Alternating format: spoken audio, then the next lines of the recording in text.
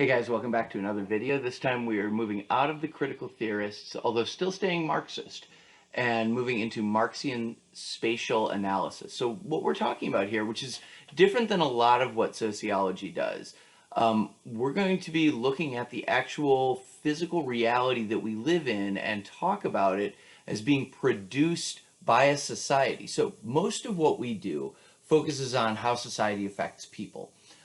There's going to be Fevre, who we're going to be focusing on with this, as an example of a Marxian spatial analyst.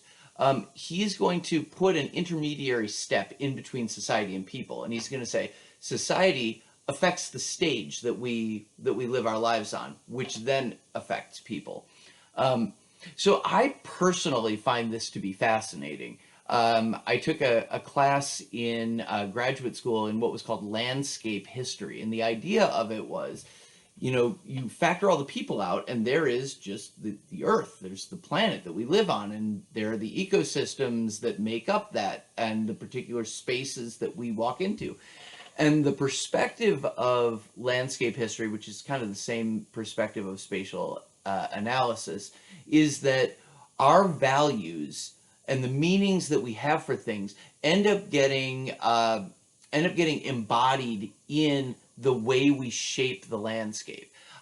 It's a super cool way of thinking about the world, and it will, to the extent that you like it and are interested in it, it really changes the way we think about the spaces that we live in.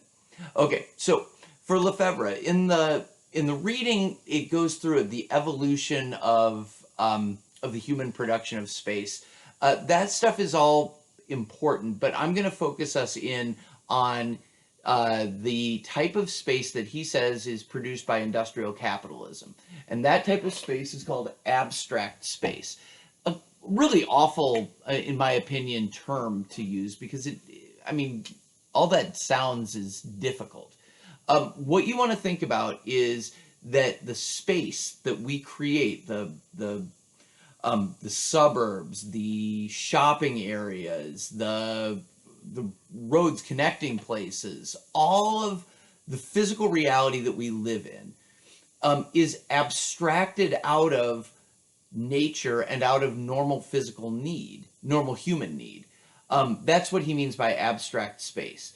He talks about it as though, he says, it is as though capitalists look at a map and they look at it as a mathematical grid on which to shape things so that they can make money, rather than thinking about it as a place where people, and if you're going to get really radical, where a whole bunch of animals and plants live. So that's what it means by abstract. It is abstracted out of our sort of biological nature, and instead it is shaped according to the dictates of the capitalist need for profit. That's what abstract means. So it treats space as a series of problems to be analyzed and solved in order to maximize profit. Again, we're talking about very concrete things. You look outside your window and everything except for even some of the trees were planted there. That used to be just a completely natural environment. It was not an urban or suburban or even if you're watching this from a rural area, it didn't look the way it does now. And it's been shaped in a particular way, and Lefebvre's argument is by a group of people who had capitalist ideas. Okay, so the three main ideas that we're going to focus on right now is that space is owned, that it is organized for profit, and that it reflects the interests of the wealthy. And again, what we're talking about is the way the world looks to us. So first of all, space is owned rather than communal. What that means is think about this from you walking into a particular place and then deciding that you're going to spend time there. Now, in the natural non-capitalist existence, pre-capitalism, you just go and you kind of hang out where you want to. But now, you guys are aware of this, the cops will sweep away homeless people. And even loitering, just loitering, hanging out somewhere is considered a crime in some places. Why? Because, first of all, the property is private. it's owned rather than being communal property. There's very little property that is considered public now. And even some of it that is kind of public, like parking lots, if you were to go like and skateboard there, eventually people would be upset and they would get you to go, or they would call the cops on you and tell you to move along. The reason for that is that space is defined in terms of either your ownership of it or your desire to purchase something. If you're not in one of those two categories, you don't have any business being in a lot of places. Now, we kind of take that for granted. Like, you just know that you can't just go and hang out in front of a restaurant or something like that in a lot of places. The reason for that is what Lefebvre would say is this: it is this space being being created in the interest of capitalism. He also talks about how there are things that are called like antisocial architecture. So benches in public parks are communal, ideally, right? But they are in some places segmented up so that instead of it being one long bench that a homeless person could sleep on, there are armrests put in the middle of the bench to prevent that from happening. That's the term there is antisocial architecture. And the idea is to discourage people from just sort of doing what they want to do and instead acting in ways that are going to be reflect capitalists' interest. Now, so I've kind of headed over into this.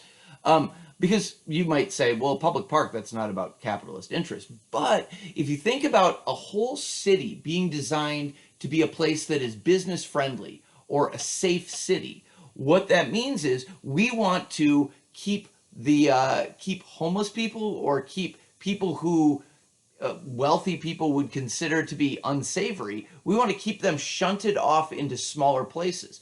Parks, we don't want just people kind of hanging around in parks like homeless people. And so therefore, hold on, let me pull this down to get my script there.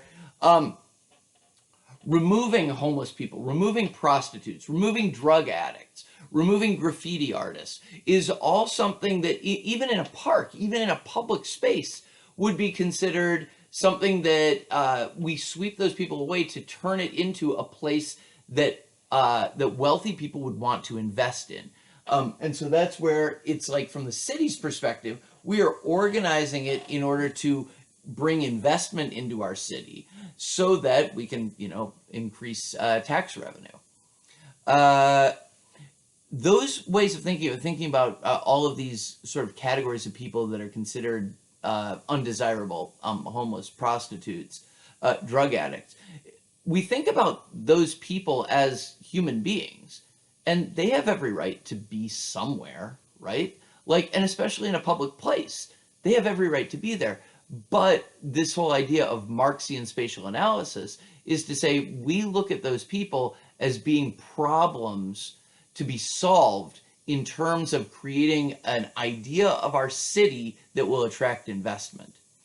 And then the fourth, the third, is reflecting the interests of the wealthy. And here you have things like gated communities, suburbs that, and if you live in a gated community, I'm not like coming after you or anything like that. There's nothing horrible about that, but we do have to realize that what it's about is keeping some people, preventing some people from being able to be in those spaces. The increased police presence around the edges of poorer communities is also, for some Marxists, that is a way of keeping the wealthy away from people that they don't want to have to be around. So this is what it means to look at a space in terms of this sort of Marxian spatial analysis. You could do it on the basis of other things other than Marxism as well. It doesn't have to mean, Lefebvre is a Marxist, so he's going to look at it through that lens of reflecting the interests of the wealthy and being about maximizing profits. But you could do it like in a humanist way. You don't have to analyze it in a Marxist way necessarily. So in the end, what Lefebvre is about, he says, abstract space controls the way people use and move through space, and this is going to affect the way their experience of life goes. If you're a homeless person and you're constantly being moved from the public spaces where you're just trying to rest or trying to sleep, that affects, I mean, your life is already pretty difficult, but it makes it even worse. It creates suffering. His goal, Lefebvre's goal, is for the production of space that's a product and reflection of human beings rather than abstract systems. This should probably remind us of critical theorists and their thinking that we should be setting up society based on reason rather than technocratic thinking. At the root of all of this Marxist stuff is the idea that people matter and their lives matter, and having fulfilling, minimized suffering lives is important. The critical theorists got there by analyzing culture mostly, but there's another way of doing it, which is to look at the space that we produce and how we change it to reflect, in this case, to reflect the interests of a system of profit generation rather than human beings. Okay, we're going to take a big turn in a different direction in the next video. We're still going to be talking about how macro-social phenomena affect individuals' lives, but this time it's not going to be from a Marxist perspective. It'll be from Norbert Elias's perspective on the civilizing process. So I'll explain that in the next video. See you guys then.